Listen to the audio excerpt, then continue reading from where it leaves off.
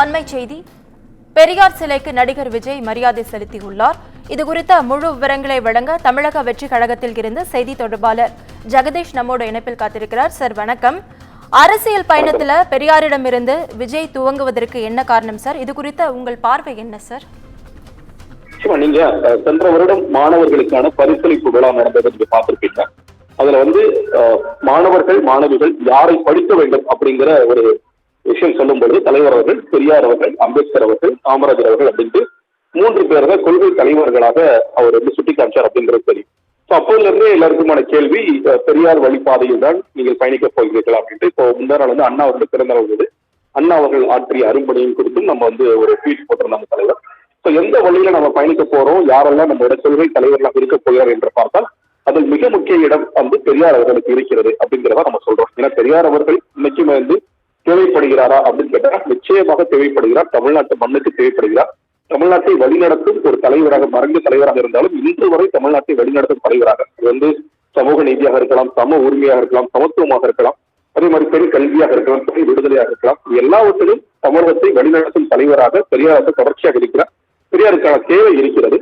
அப்ப பெரியாரை அவருடைய பிறந்த நாள் நினைவு கூறுவது சரியாக இருக்கும். அப்ப நினைவு கூறுவது அப்படிங்கிறது ஒரு ட்விட்டர்ல ட்வீட் போடுறதை தாண்டி அவர் வாழ்ந்த இடமான, இன்னும் சொல்லப்போனா அதிகமாக உலாவிய இடமான அந்த பெடலில் சென்று அவருக்கு மரியாதை செலுத்த சரியாக இருக்கும் அப்படின்ட்டு நம்ம தமிழக வெற்றி கழக தலைவர் முடிவு செய்தார். அதன் பொருட்டு இன்னைக்கு போயிட்டு நம்ம மாலை அணிவிச்சு சொன்னாங்க. அதுதான் காரணம். சார், அண்ணாவுடைய பிறந்த நாளுக்கு நேற்று செல்லாததற்கு காரணம் என்ன? தற்பொழுது பெரியார் சிலைக்கு விஜய் நேரில் சென்று மரியாதை செலுத்தியிருக்கிறார். இதற்கான காரணம் என்னவாக இருக்கு சார்? அதாவது தலைவர்கள் அப்படின்னு சொல்லும் பொழுது யாரை நம்ம குறைச்சி மதிப்பேற்றது அந்த மாதிரி கிடையாது. எல்லா பதிவும் சொல்லப்போனா நீங்க இயக்கமாக இருந்த பொழுதே தலைவர் அவர்கள் காகிதம் இல்லத்தாகட்டும், நீங்க அம்பேத்கர் சொல்லப்போனா அம்பேத்கர் அவர்களுக்கு தான் முதலாக போய் எல்லாருமே, தலைவர் மட்டும் அல்லாது எல்லாருமே போய் மாலை அணிவிக்க வேண்டும் அப்படிங்கிற கட்டளை சொன்னாங்க. எல்லா நேரங்களிலும் எல்லா தலைவர்களையும் நம்ம கொள்கை வழி தலைவராக ஏற்றுக்கொள்ள வேண்டும் அப்படிங்கிறத சொல்றோம். நம்ம உறுதிமொழியில தமிழ் மொழிக்காக போராடியவர்களை நம்ம நினைவு கூறுறோம். இந்திய விடுதலைக்காக போராடுறவர்கள் நினைவு கூறுறோம்.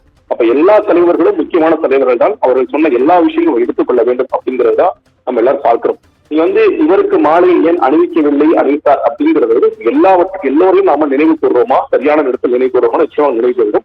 பெரியார் நாங்க பார்க்கும்போது சொல்ல போனா திராவிட கழகமாக இருக்கலாம், இல்ல திமுக, அதிமுக எல்லா கட்சிகளுக்கும் ஒரு பிதாமகர் அப்படின்னு பாத்தீங்கன்னா அது நிச்சயமாக பெரியார் அவர்கள் தான். அப்போ அவருக்கு நாம் மரியாதை செலுத்துவது அப்படிங்கிறது சரியாக இருக்கும். இன்னும் செல்ல செல்ல நீங்க அரசியல் தீவிரப்படும் பொழுது நிச்சயமாக எல்லா தலைவர்களுக்குமே உண்டான மரியாதையை தலைவர்கள் செலுத்துவார். சார், திமுக பாணியில் நடிகர் விஜய் பயணிப்பதாக விமர்சனங்கள் எழுந்திருக்கிறது. இது உண்மைதானா சார்? அது இல்லைங்க. அதாவது நீங்க இப்ப சமூக நீதி, சமத்துவம், சம உரிமை அப்படின்னு பேசினாலும் இது திமுக பணி இல்ல ஏற்கனவே இருக்கின்ற கொள்கைகள் அப்படின்ட்டு ஒரு வார்த்தை இருக்கிறது. நம்ம கேள்வி எடுக்கிறீங்கன்னா இதற்கான தேவை இன்று இருக்கிறதா இல்லையா, இல்ல இன்னும் போதாமைகள் இருக்கா அப்படிங்கிறதா நீங்க அந்த இடத்துல பாக்கணும். சோசியல் ஜஸ்டிஸுக்கான தேவையே இல்லைங்க. எல்லாருக்கும் எல்லாம் கிடைத்து விட்டது. இப்போ திராவிட மாடல் அதை சொல்றாங்க இல்லையா, அதுல எல்லாருக்கும் எல்லாம் கிடைச்சிருச்சு. இங்க ஜாதி ஏற்றத்தாழ்வுகள் என்பதே இல்ல, இங்க வேங்க வயல் பிரச்சனை இல்ல, இங்க மேல்பாதி திரௌபதி அம்மன் கோயிலுக்குள்ள எல்லாரும் சமமா போயிட்டு வர முடியுது. எல்லா ஆலயங்களுக்குள்ளும் எல்லா மக்களும், தலித் மக்கள் உட்பட எல்லாரும் நுழைய முடிகிறது. இரட்டை கோலை முறை இல்ல, எல்லோருக்கும் ஒரே மாதிரியான கிளாஸ் தான் கொடுக்குறாங்க, இல்ல ஒரே மாதிரியான கப்பு தான் கொடுக்குறாங்க அப்படின்னு சொல்லிட்டீங்கன்னா நம்ம கட்சியாக செய்ய வேண்டியதுக்கான தேவையே இல்லை. நம்ம சமத்துவமோ சமூக நீதியோ பேச வேண்டிய அவசியம் இல்லை. தமிழ்நாடு சமூக நீதியில் ரொம்ப சிறந்து விளங்குறது. அங்கே குறைய சொல்ல முடியாத அளவுக்கு 100% சிறப்பான ஆட்சி நடக்குது, சிறப்பான அரசியல் தலைவர்கள் இருக்கிறாங்க சொல்லலாம். பிரச்சனை இருக்கா, நம்ம பேசுறது எல்லாமே பிரச்சனைகள் இருக்கின்றது. இன்னைக்கு மாணவ கொலைகள் நடந்து கொண்டுதான் இருக்கிறது, ஜாதி ஏற்றத்தாழ்வுகள் நடந்து கொண்டுதான் இருக்கிறது. அப்போ இதற்கான தேவை, சமூக நீதிக்கான தேவை இருக்கிறது, சம உரிமைக்கான தேவை இருக்கிறது. இங்க ஒண்ணு இல்ல, பெண்கள் விடுதலை பத்தி நம்ம ஏன் பேசுறோம், பெண்களுக்கான பாதுகாப்பு குறித்து ஏன் பேசுகிறோம் என்று கேட்டால் தொடர்ச்சியாக பெண்களை அதிகாரப்படுத்தும் கட்சிகளாக, இயக்கங்களாக திமுக அதிமுக இருக்காங்கன்னு கேட்டீங்கன்னா இல்ல. நம்ம பெண்களை அதிகாரப்படுத்தும் நோக்கில் தான் நம்ம எல்லா விஷயங்களும் செய்கின்றோம். ஒரு உறுப்பினர் சங்கத்தின அணி போட்டா அந்த அணியின் தலைமை தாங்கக்கூடியவர்கள் பெண்களாக இருப்பாங்க. அந்த அணியை நம்ம தெரிவிக்கிறதுமே மார்ச் 8 மக்கள் தினமாக இருக்கிறது. இப்ப பெண்களுக்கான சம உரிமை அதிகாரத்தை வழங்கும் ஒரு இயக்கமாக இந்த இயக்கங்கள் இல்லாத போது நம்ம அவர்களை வெறும் வாக்காளர்களாக ஏதோ மகளிர் உரிமை தொகை மட்டும் கொடுத்து அவங்கள ஏமாற்றாம உண்மையிலேயே அவர்களை அதிகாரத்திற்கு கொண்டு வர வேண்டும் என்ற நோக்கோடு நாம் பயணிக்கிறோம். அதனாலதான் நம்ம இதுக்கான தேவை இருக்கிறது நான் பார்க்கிறேன். இணைப்பில் தகவல் அளித்தமைக்கு நன்றி சார்.